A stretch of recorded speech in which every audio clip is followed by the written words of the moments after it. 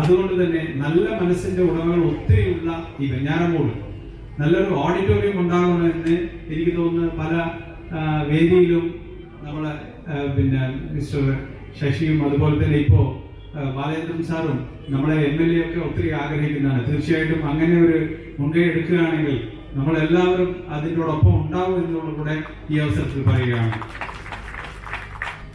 അതോടൊപ്പം തന്നെ നമുക്കറിയാം ആരോഗ്യ മേഖലയിൽ ഒത്തിരി സംഭാവനകൾ ചെയ്തുകൊണ്ടിരിക്കുന്നതിനാണ് ഗോകുലം മെഡിക്കൽ കോളേജ്.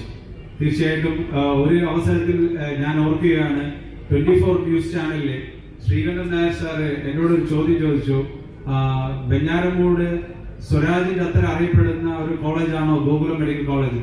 അപ്പോ ഞാൻ പറഞ്ഞു, വെഞ്ഞാറമൂട് സ്വരാജിന്റെ എങ്ങനെ ഈ ലോകം അറിയപ്പെടുന്നതോ ആ രീതിയിൽ ഗോകുലം മെഡിക്കൽ കോളേജിനെ അറിയപ്പെടണമെന്ന് ആഗ്രഹിക്കുന്ന ഒരു വ്യക്തിയാണ് എന്നും കൂടെ പറഞ്ഞുകൊണ്ട് ഞാൻ ആ സംവാദം അവിടെ നിർത്തി. കാരണം സ്വരാജ് വെഞ്ഞാറമൂടിനെ ഒത്തിരി ഇഷ്ടപ്പെടുന്ന ആളുകളുള്ള ഒരു നാട്ടിലാണ് ഗോകുലം മെഡിക്കൽ കോളേജ് ഉള്ളത്. അതുകൊണ്ട് തന്നെ ഒരിക്കലും സ്വരാജ് വെഞ്ഞാറമൂടിനും വെഞ്ഞാറമൂടിനെയും മാറ്റി ഒരിക്കലും നിർത്താൻ പറ്റത്തില്ല. അതുകൊണ്ട് ഒത്തിരി നമ്മൾ ശ്രമിക്കേണ്ടി വരും.